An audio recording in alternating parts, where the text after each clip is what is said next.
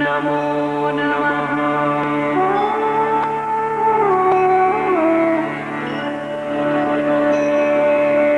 गजाननं भूतगणाधिसेवितं कवित्तजम्बूफलसारभक्षणम् उमासुतं शोकविनाशकारणं नमामि विघ्नेश्वरपादपङ्कजम्।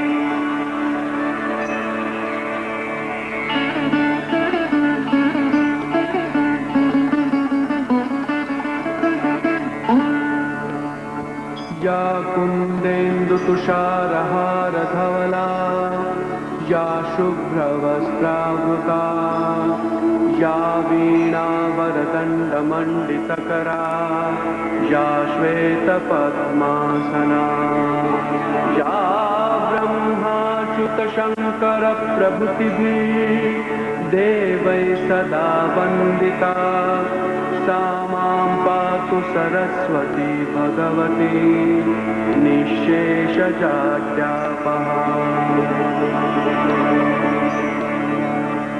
गुरुर्ब्रह्मा गुरुर्विष्णु गुरुर्देवो महेश्वरा गुरुर्साक्षात् परब्रह्म तस्मै श्री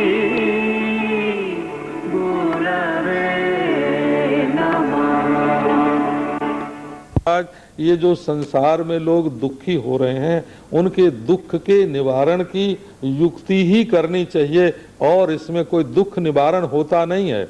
वो जो पहले जो आने वाला है वो तो मिटेगा नहीं, लेकिन उनके मन में जो निर्बलता है, कमजोरी है, उसको महात्मा लोग मिटा देते हैं। हमको भी मौत का डर पहले बहुत लगता था। 17-18 बरस की उम्र में ज्योतिषियों ने बता दिया था कि 19 बरस की उम्र में मर जाएंगे। जब महात्माओं के पास में गया, उन्होंने कहा देखो मौत को टालना हमारा काम नहीं है, लेकिन मौत के भय को टाल देना हमारा काम है। आओ तुम हमारे पास, अभयम हवै जनक प्राप्तो से हम तुम्हें उपनिषद का उपदेश करते हैं। तुम निर्भय हो जाओ, मौत नाम की तो कोई चीज है ही नहीं, न मिट्टी की, न पानी की, न आग की, न वायु की, न आकाश की, किसी तत्व की मृत्यु नहीं होती है। ये तो सकल सूरत जो है ये बदलती है। तुम अपने को सकल सूरत मानना छोड़ दो, नाम रूप में जो अभिमान है का उसको छोड़ दो और मृत्यु का कोई भय नहीं है।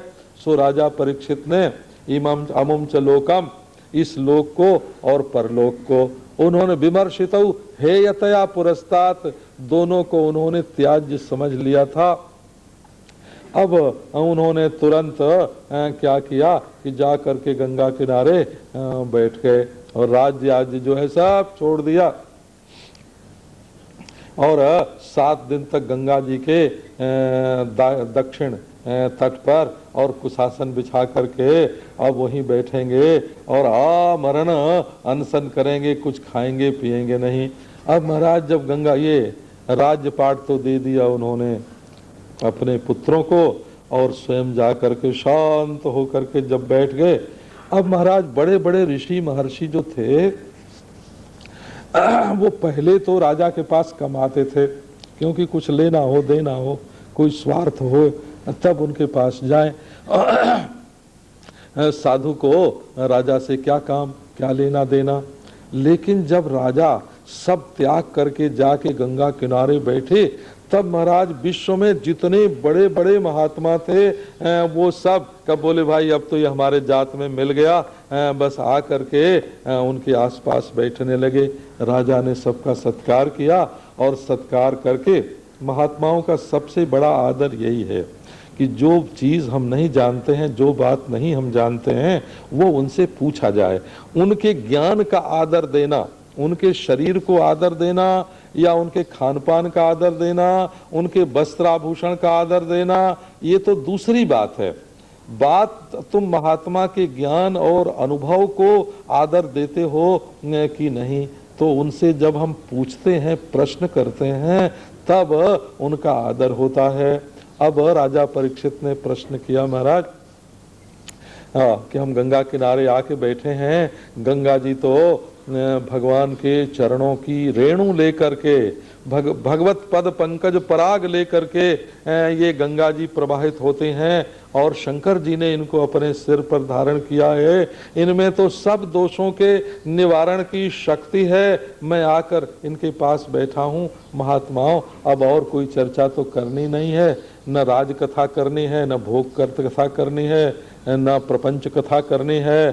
का अब तो आप लोग जिससे हमारा कल्याण होए वो कथा आप लोग कीजिए। अब हम क्या करें, क्या जपें, क्या पढ़ें, कैसे रहें, क्या ध्यान करें, अथवा क्या छोड़ दें, ये आप लोग बताइए। जब ये प्रश्न किया राजा परीक्षित ने, तो महाराज जितने ऋषि थे सबका मत अलग अलग। किसी ने तो कह दिया कि योगा करो, आजकल जैसे योगा करते हैं ना, इसका कल्याण से क्या संबंध, शरीर के स्वास्थ्य के साथ संबंध थोड़ा बहुत होता है। और किसी ने कहा उपासना करो, किसी ने कहा ध्यान करो, किसी ने कहा समाधि लगाओ। अब जितने मुंड महाराज उतनी मति, मुंडे मुंडे मतिर भिन्ना। अब चारों ओर से कोलाहल होने लगा कि परीक्षित क्या करें। इसी बीच में क्या हुआ कि श्री सुखदेव जी महाराज वहां पधारे। तत्राभवद भगवान व्यासपुत्र, भगवान स्वयं व्यास नंदन के रूप में आए। कूर्म पुराण में तो लिखा है कि शंकर जी जो हैं वो सुखदेव का वेश धारण करके आए, क्योंकि शंकर जी का जो ज्ञान है उसको सुकांड के रूप में, एक तोते के अंडे के रूप में सुखदेव जी ने पहले ग्रहण किया था। तो शंकर जी को ये ख्याल था कि ये ज्ञान तो मेरा ही है, तो मैं ही चल करके वो ज्ञान दूंगा। तो स्वयं शंकर भगवान आए। और महाभारत में तो सुखदेव जी के महानिर्वाण का प्रसंग आ गया है महाभारत में, कि सुखदेव जी का तो शरीर पूरा हो गया था।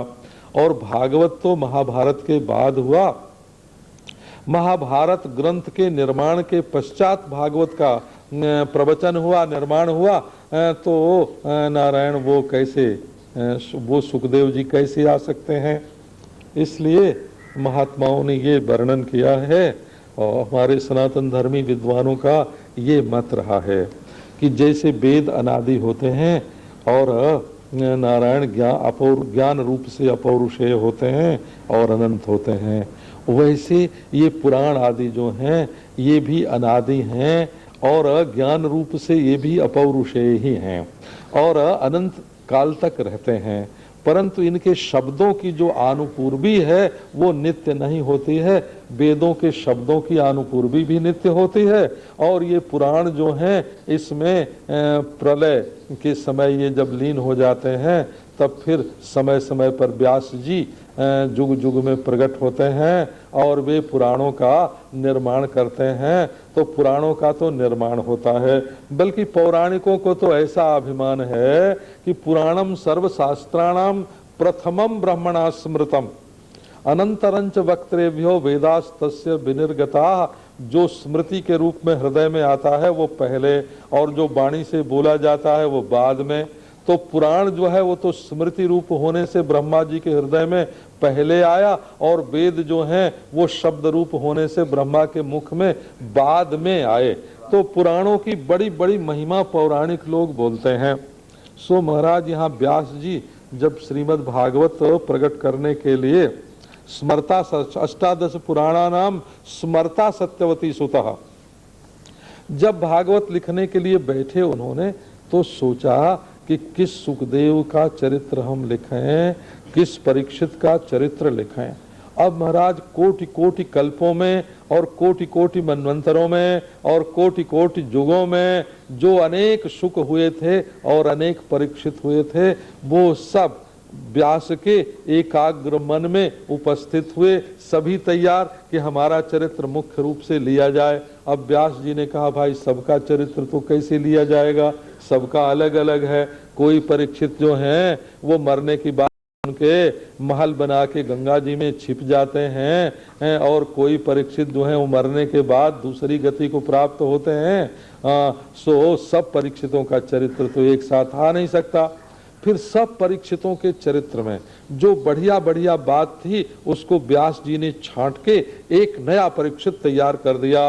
और जुग जुग में जो सुखदेव हुए हैं और सिद्ध शरीर से रहने वाले हैं नारायण, उन सुखदेवों को उन्होंने ध्यान में देखा और सबका जो उत्तम उत्तम ज्ञान और चरित्र था, क्योंकि ऐसा भी वर्णन आता है देवी भागवत में कि एक सुखदेव ने विवाह किया था। महाभारत में वर्णन आता है कि सुखदेव ने समाधि लगा ली थी और शरीर छूट गया था। तो वो सब सुखदेव व्यास जी के चित्त में आए और उनका जो उत्तम उत्तम चरित्र है उसके द्वारा एक नवीन सुखदेव उन्होंने प्रकट किया और उसमें स्वयं भगवान ने प्रवेश किया। क्योंकि उन्होंने कहा कि जब अश्वत्थामा के अस्त्र से बचाने के लिए मैंने इसकी माता के गर्भ में प्रवेश किया और ब्रह्मास्त्र का प्रयोग किया, ब्रह्मास्त्र के निर्वाण शांति के लिए मैंने गदा और चक्र का प्रयोग किया, तो अब इसको बांगमय शाप लगा है, बांगमय अस्त्र से राजा परीक्षित मरने जा रहा है।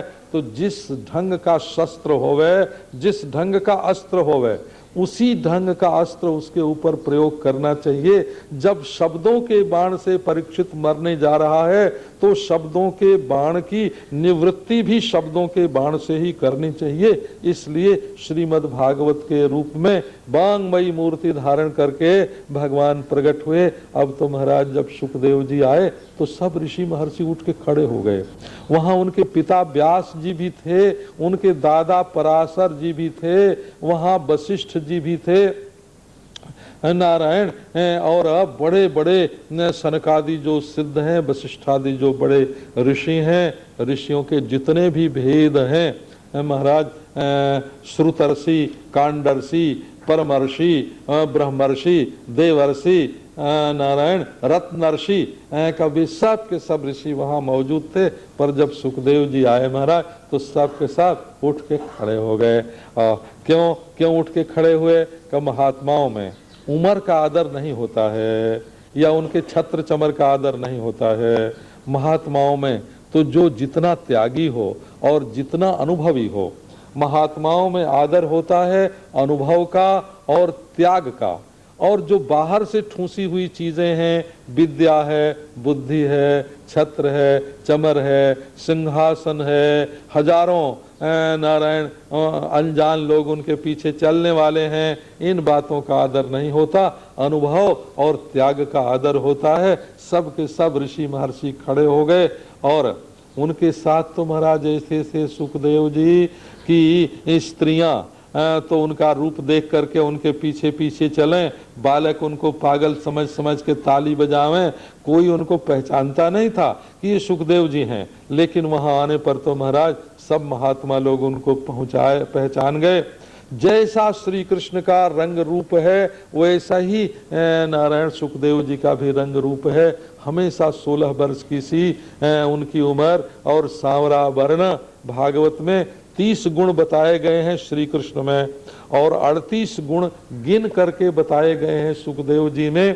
महाराज परमात्मा से महात्मा बड़ा होता है, क्योंकि परमात्मा तो समय समय पर अवतार धारण करता है और महात्मा लोग तो हर समय लोगों के कल्याण में लगे रहते हैं। और परमात्मा तो मार मार के भी कल्याण करता है और महात्मा तो जिला जिला के कल्याण करता है। इस महात्मा नारायण जहां श्रद्धा होए वहां महात्मा प्रकट हो जाता है। सुखदेव जी की षोडशोपचार पूजा करी राजा परीक्षित ने और फिर उनके चरणों में प्रणाम करके बोले कि आज हम धन्य हो गए महाराज।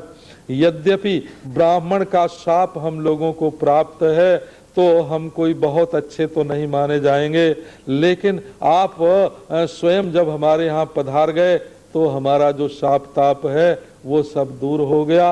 अब आप ही बताइए कि अब मृत्यु का समय हमारे निकट आ गया है, थोड़े से दिन बाकी हैं, इसमें हमारा कल्याण कैसे हो, इसका आप उपदेश कीजिए। राजा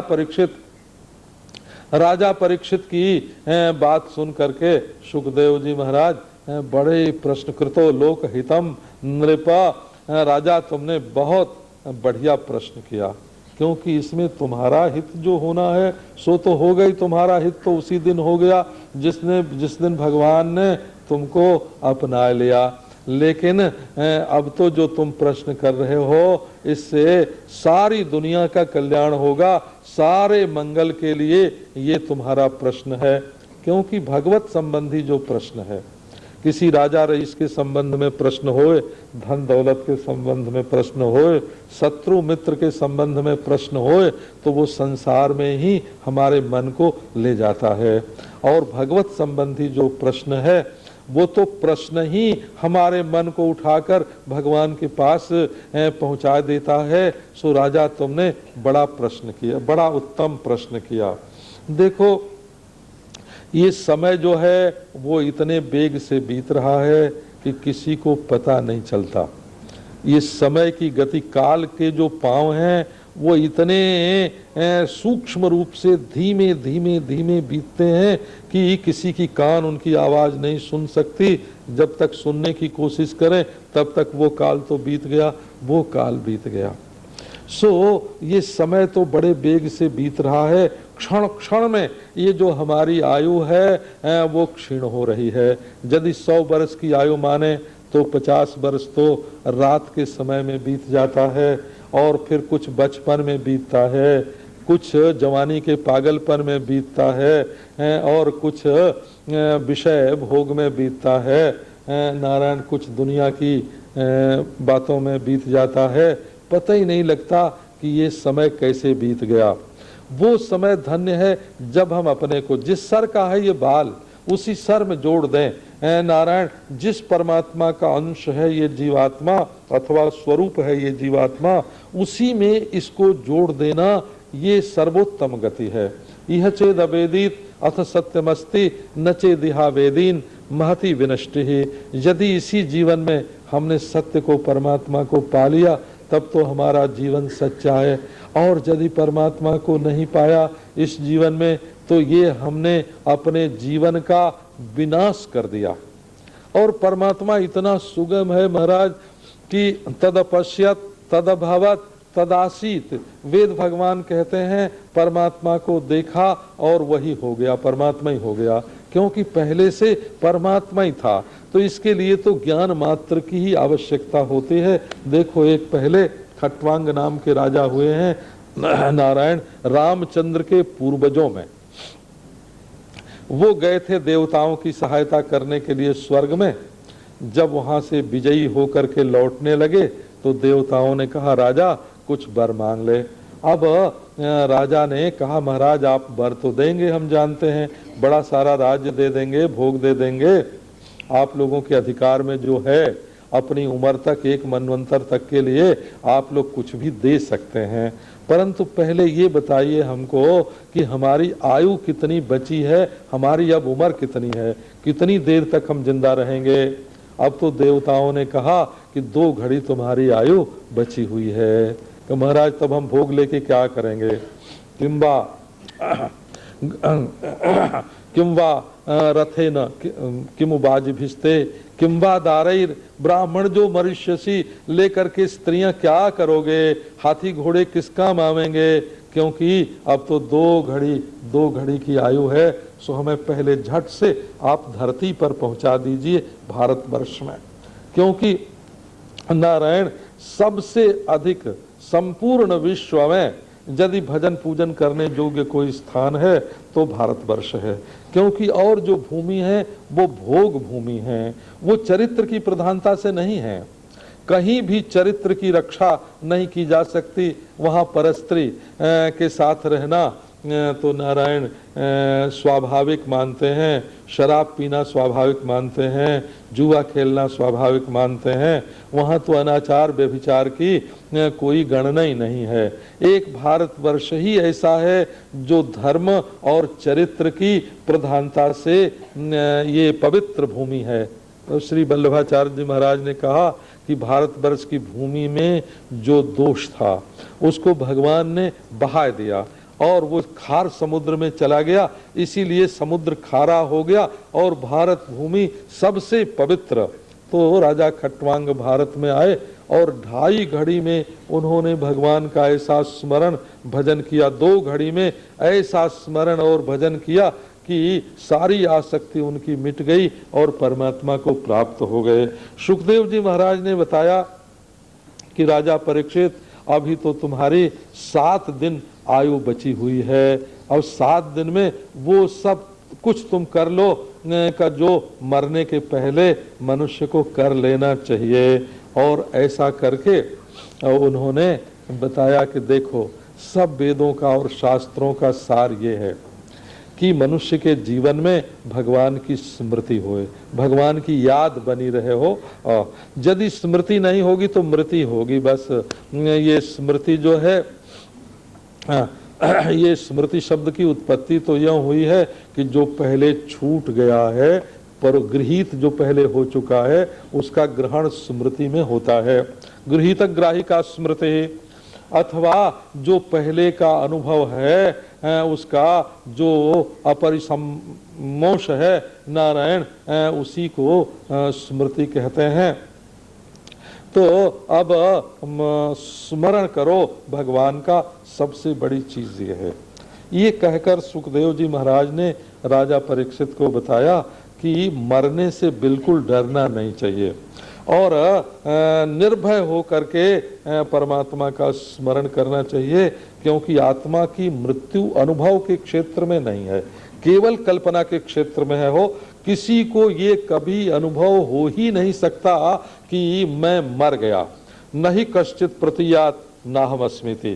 किसी को ये कभी प्रतीति नहीं हो सकती, मालूम नहीं पड़ सकता कि मैं मर गया, क्योंकि जिसको मालूम पड़ेगा वो तो जिंदा ही है, वो तो है ही है। और अब से पहले कभी मर गया होता तो अभी तक होता ही नहीं, और अभी तो वो मरा नहीं है, क्योंकि मैं मर गया ये उसको मालूम पड़ रहा है तो जिंदा है, और आगे मरेगा ये तो बिल्कुल कल्पना है। तो अनुभव में कभी मौत नाम की चीज आ नहीं सकती। इसलिए आत्मा परमात्मा का जो श्रवण स्मरण है वही मनुष्य को करना चाहिए। ये बता करके श्री सुखदेव जी महाराज ने परीक्षित को समझाया कि परीक्षित देखो, हमारी निष्ठा तो निर्गुण में थी, परिनिष्ठितोपि नैर्गुण्ये उत्तम श्लोक वार्तया गृहीत चेता राजर्षे आख्यानम यदधीतवान। हम तो हमारी निष्ठा तो परिपूर्ण निष्ठा, परिनिष्ठा हमारी कहाँ थी कि निर्गुण में। हमारा आत्मा ये ब्रह्म है, साक्षात ब्रह्म है, एकमेवाद्वितीयम, इसमें किसी प्रकार की शंका नहीं है। पर फिर भी जीवन तो है। और मैंने सुना कि श्री कृष्ण का चरित्र बड़ा सुंदर, ऐसे उदार थे महाराज कि पूतना उनको आई पिलाने के लिए जहर, अहो बकी वेश बदल करके आई, बड़ा बड़ा सुंदर वेश बना करके आई और मारने की नीयत से आई, और जहर उसने पिलाया और उसको भी माता की गति दी भगवान ने। गई मारन पूतना कुछ काल कूट लगाई, मातु की गति दई ताही कृपालु जादव राय। इतने कृपालु हैं भगवान कि जहर पिलाने वाले को, बुरी नीयत वाले को भी माता की गति प्रदान करते हैं। ये जब सुना सुखदेव जी ने नारायण, तो उन्होंने कहा कि ठीक है, हमारे ब्रह्मपने में कोई बाधा थोड़ी पड़ती है। चाहे हम समाधि लगावें, चाहे भक्ति करें, चाहे व्यवहार करें, सर्वथा वर्तमानोपि न स भूयो भी जायते, सर्वथा वर्तमानोपि स योगी मयि वर्तते। हम कुछ भी करें तो इससे हमारे तत्व ज्ञान में, ये आत्मा के कैवल्य में, मुक्ति में कोई बाधा तो पड़ती नहीं। तब ये तो बड़ी मीठी मीठी बात है भाई, श्री कृष्ण की चरित्र, श्री कृष्ण का चरित्र, और ये हमारा छोड़ा हुआ मन, मन तो हमारा है ही नहीं। यदि इसको ये श्री कृष्ण की कथा खींच करके ले जाती है तो ले जाने दो, हम अपनी ओर क्यों खींचें कि तुम हमारी आत्मा में स्थित रहो, क्योंकि हमारा होता तो हम खींच के रखते। अब ये जब जा रहा है भगवान की लीला के साथ तो इसको जाने दो, ये तो न मैं है न मेरा है। तब मैंने ये सारा श्रीमद् भागवत अध्ययन किया, और ये बात केवल मेरी नहीं है। राजा परीक्षित प्रायेण मुनयो राजन निवृत्ता विधिषेधतः नैर्गुण्यस्था रमन्ते स्म गुणानुकथने हरे है, जो विधि और निषेध से परे हैं। मैंने एक बार श्री उड़िया बाबा जी महाराज से पूछा कि महाराज ये ब्रह्म ज्ञान होने पर भी नारायण ब्रह्ममयी वृत्ति का अभ्यास किया जाए, ऐसी विधि कहाँ है? तो बोले कि निषेध कहाँ है, क्योंकि जहां तक कर्ता होता है वहीं तक विधि निषेध की गति होती है कि ये करो और ये मत करो। और जब कर्तृत्व, भोक्तृत्व, संसारित्व, परिच्छिन्नत्व इनका बाध हो गया ब्रह्म ज्ञान के द्वारा, तब ये करो ये मत करो, ये विधि निषेध कहाँ से आवेंगे? लेकिन फिर भी जो बड़े बड़े महामुनि हैं वो कहते हैं बाबा समय तो भरना ही है, ये किससे भरें? कहो भगवान के गुणानुवाद से, गुणानुकथने हरे है। श्री हरि जो हैं भगवान, उनके गुणानुवाद में अपना समय व्यतीत करते हैं। तस्माद् भारत सर्वात्मा भगवान हरिरीश्वरः श्रोतव्यः कीर्तितव्यश्च स्मर्तव्यश्चेच्छता भयम्। इसलिए जो अभय पद की प्राप्ति चाहता हो उसको भगवान के बारे में श्रवण, स्मरण, कीर्तन, पूजन भगवान का ही करना चाहिए। अब दूसरे स्कंध में ये बताते हैं मुख्य रूप से, पहला स्कंध तो अधिकार स्कंध है और सूत, नारद इनसे अधिक बड़ा अधिकार है सुखदेव जी का, और सौनक और व्यास से बड़ा अधिकार है राजा परीक्षित का, क्योंकि वे केवल अपने कल्याण के लिए नारायण श्रीमद् भागवत श्रवण कर रहे हैं, कोई वासना उनके चित्त में नहीं है। अब यहाँ दूसरे स्कंद को बोलते हैं साधन स्कंद। असल में साधन क्या है? तो श्रुति ने स्पष्ट ही कह दिया, आत्मा वारे द्रष्टव्यः, आत्मा वही अरे द्रष्टव्यः। केवल आत्मा का ही दर्शन करने योग्य है, अन्यस्तु न द्रष्टव्यः। दूसरा कोई दर्शन करने योग्य है ही नहीं। करे तो पर आत्मा का दर्शन होता है क्या? दर्शन वृत्ति का विषय बनता है कि नहीं? तलवार ऐसे लोहे के खंभे पर मारो कि तलवार टूट के गिर जाए। इस दर्शन वृत्ति को ऐसे परब्रह्म परमात्मा में प्रत्यक्ष चैतन्याभिन्न ब्रह्म तत्व में लगाओ कि ये वृत्ति ही जो है ये ध्वस्त हो जाए, बाधित हो जाए। ऐसे परमात्मा में अपने मन को लगाओ कि मन मन ही न रहे। तो इसके लिए मुख्य साधन क्या है? बोले श्रवण जो है यही मुख्य साधन है। श्रोतव्यो मंतव्यो निदिध्यासितव्यः। ये बात मैं पहले आप लोगों को कई बार सुना चुका हूँ कि जब वस्तु अपरोक्ष होए और अज्ञात होए, माने अपने सामने होए, बिल्कुल हाजरा हजूर होए, अपना आपा ही होए, लेकिन मालूम न होए कि अपना आपा है, तो बिना दूसरे के बताए, बिना श्रवण के उसको जान नहीं सकते हैं। और नित्य परोक्ष स्वर्गादि होवे तब भी बिना बताए जान नहीं सकते। इसलिए अपरोक्ष आत्मा की ब्रह्मता के ज्ञान में श्रवण ही मुख्य साधन है, और स्वर्गादि के ज्ञान में सुनना ही मुख्य साधन है। हो जब सुनेंगे तब उसमें रुचि होगी। पर श्रवण के भी भागवत में कुछ अंग बताए। वो क्यों बताए?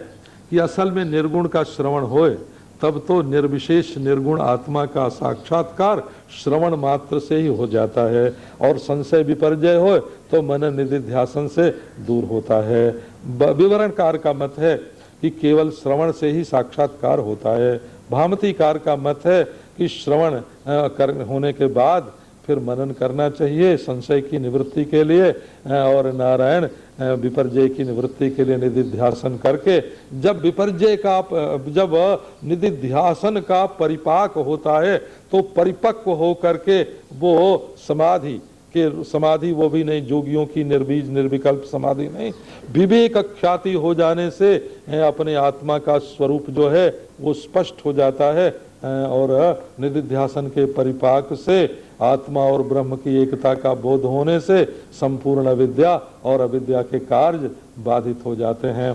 तो मुख्य साधन तो भक्ति में भी श्रवण है और तत्व ज्ञान में भी श्रवण है। परंतु भक्ति में फर्क क्या है कि सगुण का जब श्रवण करेंगे तब सगुण के श्रवण के लिए श्रवण के कुछ अंग होते हैं। वो अंग क्या होता है? एकाग्र मन से श्रवण करना, एक बात। दूसरी बात चाहिए कि अपने हृदय में प्रसन्नता, निर्मलता चाहिए। और तीसरी बात चाहिए कि मनन करना चाहिए सुन करके। तो श्रवण के 3 अंग दूसरे स्कंध में बताए गए। ध्यान, श्रद्धा माने हृदय की प्रसन्नता, निर्मलता, और मनन। तो 10वें स्कंध में, द्वितीय स्कंध में जो 10 अध्याय हैं, उन 10 अध्यायों के विभाग हैं। पहले नारायण ध्यान है, और फिर श्रद्धा है, और फिर नारायण मनन है। तो इनके भी अंग हैं, अंग उपांग इनके भी होते हैं। तो पहले सुखदेव जी महाराज ने बताया कि परमात्मा का यदि ध्यान करना हो तो तत्व रूप से ध्यान करना चाहिए। अपने को, शरीर को पृथ्वी से मिला दिया, और जल से, और अग्नि से, और वायु से, और आकाश से, और इसमें जो कोटि कोटि ब्रह्मांड बन रहे हैं, देवी देवता स्वर्ग नरक हैं, सब ये सब परमात्मा के स्वरूप हैं। ऐसा ध्यान करने से क्या होता है? ये सूर्य चंद्रमा, ये पृथ्वी जल अग्नि वायु आकाश, कोटि कोटि ब्रह्मांड, संपूर्ण प्रकृति विकृति परमात्मा का ही स्वरूप है। ऐसा ध्यान करने से क्या होता है कि जो अपने मन में अच्छाई और बुराई, पाप और पुण्य, नरक और स्वर्ग, राग और द्वेष, आना और जाना, जीना और मरना, ये सब अपने हृदय में बैठा हुआ है, वो इस ध्यान के द्वारा निवृत्त हो जाता है। तब परमात्मा का साक्षात्कार होता है। तो सद्यो मुक्ति का यही मार्ग है। नारायण, यदि तत्काल मुक्त होना चाहते हैं, अभी अभी मुक्त हो जाएं। मरने की मुक्ति की चर्चा तो अमंगल सरीखी है। हमारे और हमारे मुक्ति के बीच में यदि मौत नाम की चीज आती है तो उस हाथ ही जोड़ने लायक है। जैसे ध्रुव ने मौत के सिर पर पांव रख दिया, वैसे मौत के सिर पर पांव रख करके आगे बढ़ना चाहिए। अब यदि ऐसा हो कि नहीं, जरा सैर सपाटा कर लेंगे, देख लेंगे कि ब्रह्मलोक कैसा होता है, वहाँ क्या क्या मजे होते हैं, तो मन और इंद्रियों के साथ योगाभ्यास के द्वारा अपने प्राणों को नीचे से ऊपर ले जा करके मूर्धा में, और वहाँ मन और इंद्रियों के साथ ही वहाँ से ऊर्ध्व गति प्राप्त करनी चाहिए। ब्रह्म सूत्र में अमानव पुरुष आकर के ले जाता है, इस तरह से उसका वर्णन है, उपासना का फल। अब वहाँ महाराज ब्रह्मलोक में जाने पर और तो कोई दुख नहीं होता। वहाँ बुढ़ापा नहीं है, वहाँ मृत्यु नहीं है, वहाँ शोक नहीं है, मोह नहीं है, आरती नहीं है, कोई उद्वेग नहीं है। हाँ, बड़ा सुख शांति ब्रह्मलोक में है। पर वहाँ महाराज वो जो मुक्त पुरुष है, कभी वहाँ से धरती की ओर देखता है, और जब धरती की ओर देखता है तो जत चित्त तोदह कृपया निदम वेदाम दुरंत दुख प्रभवानुदर्शनात्। संसार के लोग जैसे नरक में बिलबिला रहे हों, चिंता की आग में जल रहे हैं, भूत लगा हुआ है इनको, नारायण, और भविष्य का भय लगा हुआ है, शोक मोह लगा हुआ है, नित्य शुद्ध बुद्ध मुक्त आत्मा होने पर भी ऐसे दुखी हैं। सो ब्रह्मलोक में जा करके महाराज उसको ये दुख सताने लगता है कि हाय हाय दुनिया के लोग इतने दुखी हैं। तब वो वहां से नीचे उतर जाता है, और वहां मन ये क्रम मुक्ति हुई कि पहले ब्रह्मलोक जाकर के देख आया, और फिर वहां से जब कूद पड़ा तो ततो विशेषम प्रतिपद्य निर्भय हो करके वो आकर के अहम पृथ्वी, मैं संपूर्ण पृथ्वी हूँ, अहम आपहा, मैं ही संपूर्ण जल हूँ, इस तरह से अहम तेजः अहम वायु अहम आकाशः करके संपूर्ण प्रकृति विकृति को आत्मसात करके अंततो गत्वा अपने को ब्रह्म के रूप में अनुभव करता है, तब मुक्त हो जाता है। ये आनंद घन जो परमात्मा है, जिसमें किसी प्रकार का दुख नहीं है, उसके अनुभव की प्रणाली है नारायण। परंतु यदि ये अनुभव न हो सकता हो तो भाई मनुष्य के मन में तो कामना है, तो कामना करके जैसे इंद्रियां अपनी अलग अलग होती हैं, वैसे रूप के देवता होते हैं, शब्द के देवता होते हैं नारायण, घ्राण के देवता, रसना के देवता। उन देवताओं की जब उपासना करोगे तो जो जो वो देवता बेचारे दे सकते होंगे वो तुमको देंगे, लेकिन उनके चक्कर में कभी नहीं पड़ना चाहिए, क्योंकि एक परमेश्वर जो है उसकी आराधना से सब फल मिलता है। तो अकामः सर्व कामो वा मोक्ष काम उदारधि ही तीव्रेण भक्ति जोगेन यजेत पुरुषम परम। एकमात्र भगवान की ही आराधना करनी चाहिए, लेकिन भगवान की आराधना में भी पहले भगवान का ध्यान करना चाहिए कि एक बित्ते का ये जो हृदय है, अंगुष्ठ मात्र इसमें पुरुष रहता है, और उस परमेश्वर का, साकार परमेश्वर का ध्यान करना चाहिए। और उसका मुकुट, उसका कुंडल, उसके नेत्र, उसकी भौहें, समग्र शरीर का ध्यान करके अपने चित्त को उसमें लगाना चाहिए। जब चित्त एकाग्र हो जाए तब महाराज वो रूप को छोड़ करके केवल एक अंग का ध्यान करना, एक अंग में केवल मंद मंद मुस्कान का ध्यान करना, और उसको छोड़ करके जो निराकार प्रभु है उसका ध्यान करना। और जब ध्येय निराकार हो जाएगा तो ध्याता भी निराकार हो करके उसके साथ मिल जाएगा, और फिर उसको परमानंद की प्राप्ति हो जाएगी, निर्गुण का साक्षात्कार होने की योग्यता आ जाएगी।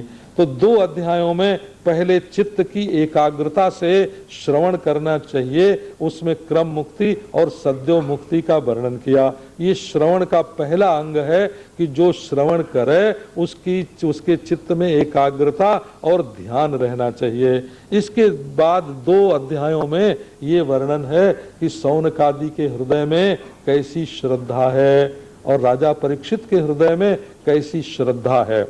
और उन्होंने सुखदेव जी महाराज से अपने श्रद्धा का जब निवेदन किया तो सुखदेव जी महाराज के हृदय में उल्लास उदय हुआ, और उन्होंने, यद्यपि वे स्वयं परमात्मा के स्वरूप हैं, फिर भी उन्होंने अपना सिर झुका करके परमात्मा को नमस्कार किया।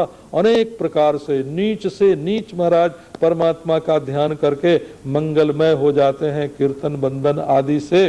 और नारायण परमात्मा से जो परमात्मा को प्राप्त कर लेते हैं वो महात्मा, जैसी उनकी रुचि होती है हो वैसा परमात्मा, वदन्ति चैतत कवयो यथा रुचम। महात्मा का मन हुआ तो मछली के रूप में परमात्मा का वर्णन कर दिया, कछुआ के रूप में कर दिया, सुअर के रूप में वर्णन कर दिया, क्योंकि वो जानते हैं कि परमात्मा के सिवाय तो दूसरा कोई उपादान, दूसरा कोई निमित्त है ही नहीं। वही अभिन्न निमित्तोपादान कारण सर्व के रूप में विवर्त होता है। तो बदंति चैतत कवयो यथा रुचम, जैसे रुच गया वैसे ही परमात्मा का वर्णन करने लगे। और फिर उन्होंने प्रार्थना की, सोलंकृशिष्ट भगवान वचांसी में, वो भगवान आकर हमारी वाणी को अलंकृत करें, जो सर्वरूप हैं, जो सर्वांतर्यामी हैं, जो सर्व हैं, सर्वांतर्यामी हैं, सर्वातीत हैं और सर्वस्वरूप हैं, और जिनके सिवाय और कोई नहीं है, वो प्रभु हमारी वाणी में आवें और अपने स्वरूप का वर्णन करें। इस प्रकार सुखदेव जी ने भी अपनी श्रद्धा प्रकट की। उसके बाद शौनक जी ने प्रश्न किया कि सुखदेव जी ने क्या क्या, परीक्षित ने क्या प्रश्न किया और सुखदेव जी ने क्या वर्णन किया।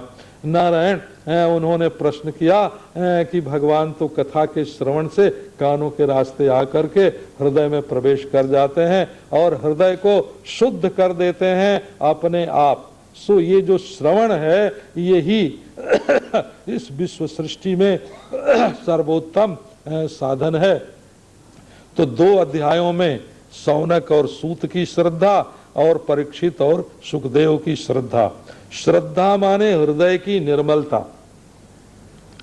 श्रद्धाम प्रातः श्रद्धाम हवामहे, ऋग्वेद में मंत्र आया है, हम प्रातः काल श्रद्धा का आवाहन करते हैं। यजुर्वेद में आया श्रद्धया सत्यमाप्यते, श्रद्धा से सत्य की प्राप्ति होती है। तो यदि आप सत्य परमात्मा को प्राप्त करना चाहते हैं तो अपने हृदय में शौनक की तरह, सूत की तरह, परीक्षित की तरह, सुखदेव की तरह श्रद्धा का आवाहन करें। जहाँ श्रद्धा आती है वहाँ भक्ति आती है, जहाँ भक्ति आती है वहां भगवान आते हैं। तो चित्त की एकाग्रता एक साधन और नारायण चित्त की निर्मलता ये दूसरा साधन, श्रवण का अंग है। इसी से ये सुनना जो है सगुण साकार का सुनना सफल होता है। तीसरा अंग है मनन। तो 4 अध्यायों में तो ध्यान और श्रद्धा का वर्णन है और 6 अध्यायों में मनन का वर्णन है। और 6 अध्यायों में कैसे वर्णन है नारायण अभी आपको सायंकाल सुनावेंगे कि श्रीमद् भागवत में मनन की प्रणाली क्या है। ओम शांति शांति शांति। ओम नमो नारायण। अच्छा, क्षणार्धं चेवार्धं पिबत शुक्रगाथा तुलसुधां किमर्थं व्यर्थं वो व्रजत कुपथे कुत्सितकथेन परीक्षित साक्षिया श्रवणगतमुक्त्योक्ति कथने। कृष्ण कन्हैया लाल की जय, सद्गुरु देव की जय, स्वामी जी महाराज की जय, सुखदेव मुनि महाराज की जय।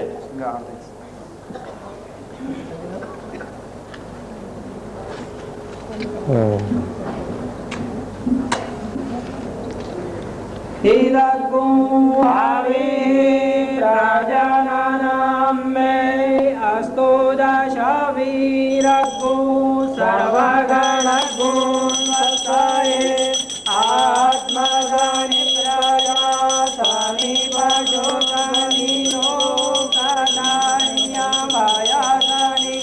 अग्ने प्रजानां बहुलां मे करोत्वन्नं पायो हेतो अस्मासु दत्तो करोमताभ्याम् आत्मवन्दनाम्। नारायण नारायण।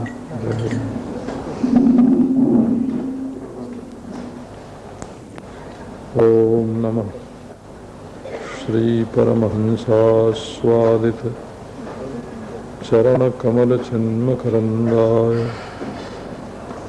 भक्तजन मानस निवासाय श्री रामचंद्राय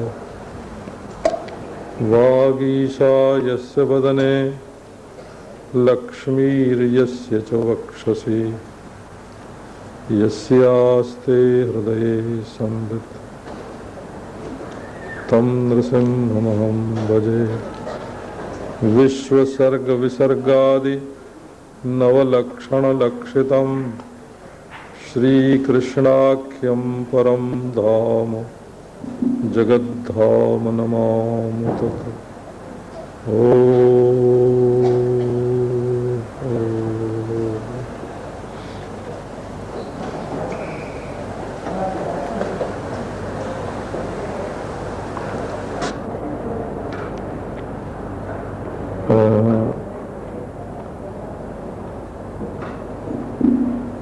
भगवान की ऐसी लीला है कि जब तक इसको कोई समझाने वाला नहीं मिले ये समझ में आती नहीं है। एक का अक्षर लिखा हो भीत पर कागज पर जब तक बालक को बताया न जाए बोलकर कि ये क है तब तक उसको नहीं पहचान सकता। तो ईश्वर जो सर्वांतर है, इंद्रियों से, मन से, जागृत स्वप्न सुषुप्ति से पीछे रहकर उनको प्रकाशित करता है और उनके मिथ्या नाम रूप को धारण करता है, उसको बिना श्रवण के कोई पहचान सके ऐसा होना संभव नहीं है। इसलिए मनुष्य को श्रवण करना चाहिए, सुनना चाहिए। तो सुनने का अर्थ होता है केवल कान से सुनना नहीं। भक्ति शास्त्र में भी और वेदांत शास्त्र में भी शब्द में जो शक्ति है, जो उसका पदार्थ है, तात्पर्य है, उसका ठीक ठीक निश्चय करने का नाम श्रवण होता है। वेदांत में संपूर्ण वेदांतों का तात्पर्य परमात्मा है, ये निश्चय करने का नाम श्रवण होता है। आप सुने तो बहुत, लेकिन आपके हृदय में, बुद्धि में निश्चय कोई न हो तो वो अभी श्रवण नहीं हुआ। तो इसी से हमारे वेदांतियों में भी भामतीकार वाचस्पति मिश्र ने ये कहा कि श्रवण मनन निधि ध्यासन से जो साक्षात्कार होगा वो भी सोपाधिक का ही होगा, निरुपाधिक का नहीं होगा। विवरणकार ने निरुपाधिक का साक्षात्कार माना। तो भक्ति के विषय में ऐसी बात है कि यदि आप श्रवण करें, सुने, तो क्या सुन रहे हैं और उसका सार क्या है ये निश्चय करें। और ये निश्चय कब होगा? जब मन लगाकर सुनेंगे, एकाग्र मन से ध्यान करेंगे। और दूसरी बात यह है कि हृदय पवित्र होगा, शुद्ध होगा। शुद्ध होने का अर्थ यह है कि जैसे पानी में माटी मिली हो तो शुद्ध जल नहीं कहा जाएगा ना, उसमें शहद मिला दें तब भी शुद्ध जल नहीं कहा जाएगा, नींबू मिला दें तब भी शुद्ध जल नहीं कहा जाएगा। जब वो बिल्कुल खालिश होगा, उसमें दूसरी कोई चीज़ मिली नहीं होगी, तब उसको शुद्ध कहेंगे। तो जब भगवान पर श्रद्धा होती है और हृदय निर्मल होता है, तब वो जो सुनी हुई वस्तु है उसका ग्रहण होता है। हम आपके ढोंग को भी समझते हैं। आप संस्कृत नहीं जानते हैं, बिना समझे बूझे चाहे जैसा पदच्छेद कर लेते हैं और चाहे जो उसका अर्थ समझ लेते हैं, कब वो नहीं। तीसरी बात है कि जो आप सुनते हैं उसका मनन करें। मनन करें माने युक्ति के द्वारा उसका समर्थन करें। एक तो सुनने के बाद होता है तर्क वितर्क, कैंची से जैसे कुतरते जाते हैं, काटते चले गए, और पूर्व पक्ष में माने उसका खंडन करने के लिए सोचते रहे। मनन उसको कहते हैं जो अनुकूल चिंतन होता है। पहले आप उसके दृष्टिकोण को समझिए कि जिसने ये बात कही है वो किस नज़रिया से, किस दृष्टिकोण से, किस केंद्र बिंदु को ध्यान में रखकर उसने ये बात कही है। यदि आप वक्ता के हृदय को, उसके विवक्षित अर्थ को, उसकी आकांक्षा को यदि नहीं समझेंगे तो उसके तात्पर्य को सिर्फ काटते ही रहेंगे या ऊपर ऊपर तैरेंगे, नहीं समझ सकते। तो नारायण मन की एकाग्रता के लिए 2 अध्याय दूसरे स्कंध में दिए ध्यान के, और 2 अध्याय दिए जिसमें सूत सौनक और सुखदेव परीक्षित के भागवत के प्रति जो उद्गार हैं, श्रद्धा है भगवान के प्रति, उसका वर्णन है। और बाकी जो 6 अध्याय हैं उनमें मनन का वर्णन है। मनन माने जो बात कही जा रही है उसके दृष्टिकोण को आप ठीक ठीक समझें।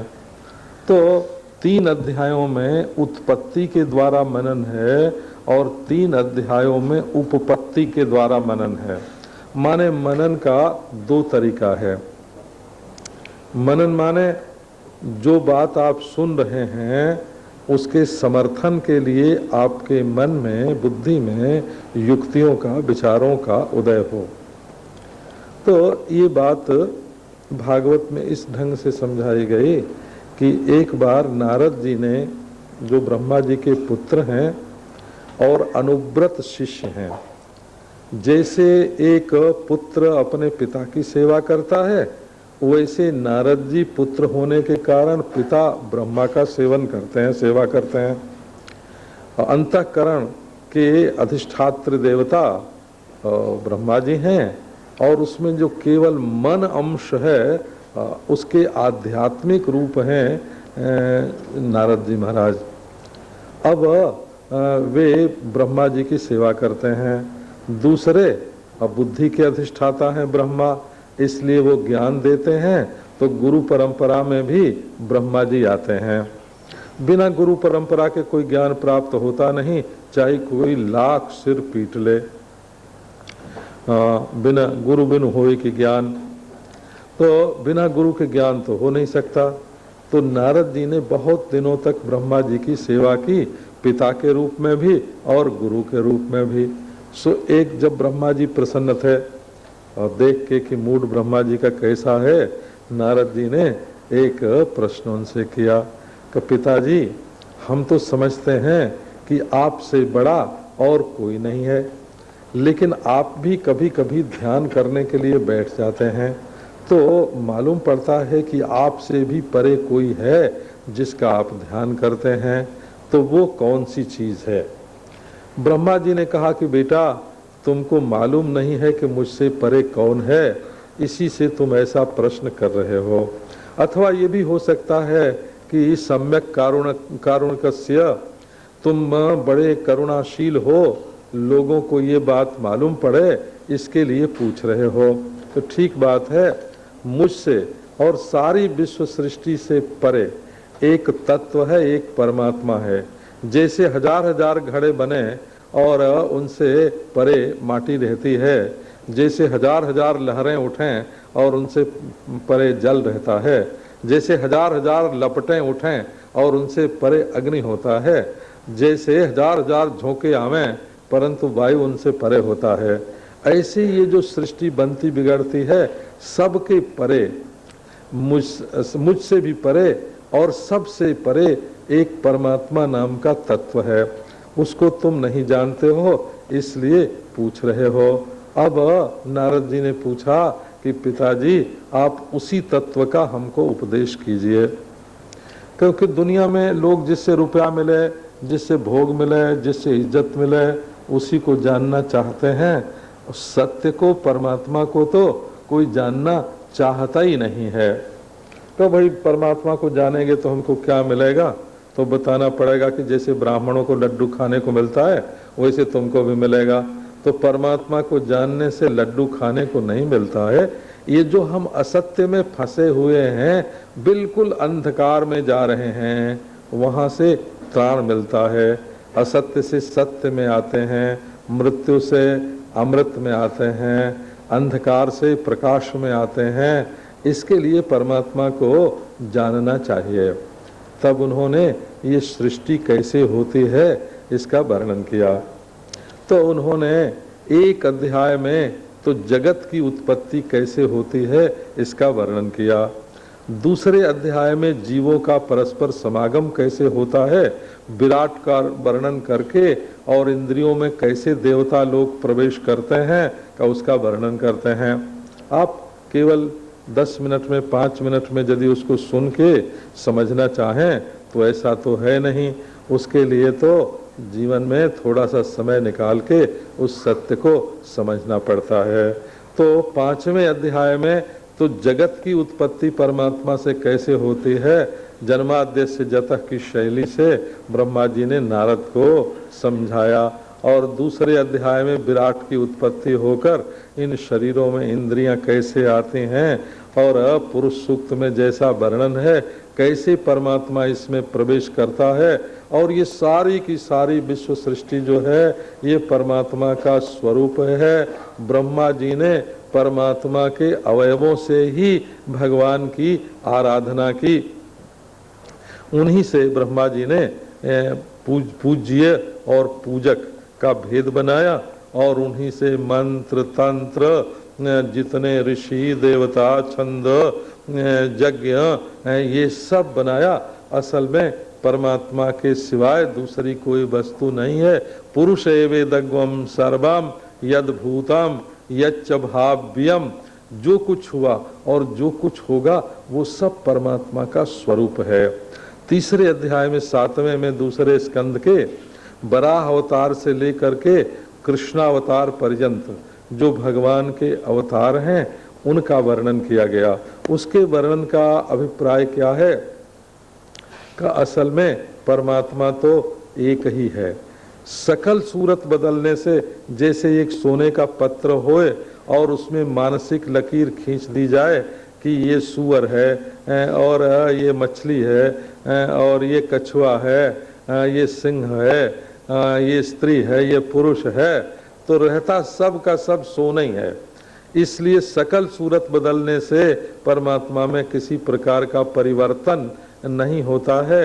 ये तो मनुष्य के मन में जो मिथ्या संस्कार बैठ गए हैं उसके कारण अलगाव मालूम पड़ता है।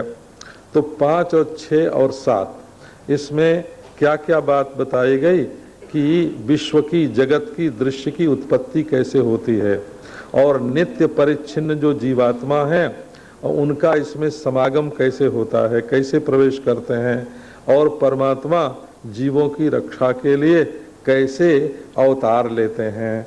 तो ये जगत, जीव और परमात्मा के आविर्भाव का जो प्रकार है उसके द्वारा मनन किया गया कि असल में परमात्मा एक ही है। असल माने न सलति सलगतौ, जिससे सलिलम शब्द बनता है, जो कभी कहीं आता जाता नहीं है, ज्यों का त्यों स्थिर है, उसको असल कहते हैं।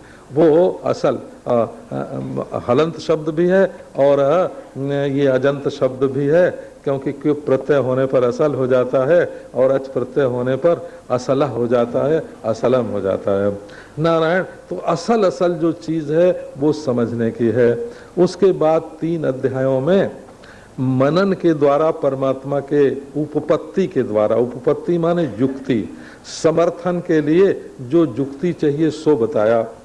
उसमें ये बात बताई गई कि ब्राह्म कल्प में पहले ये कल्पों की कथाएं अलग अलग होने से लोगों की समझ में कहीं कहीं असंगति मालूम पड़ती है।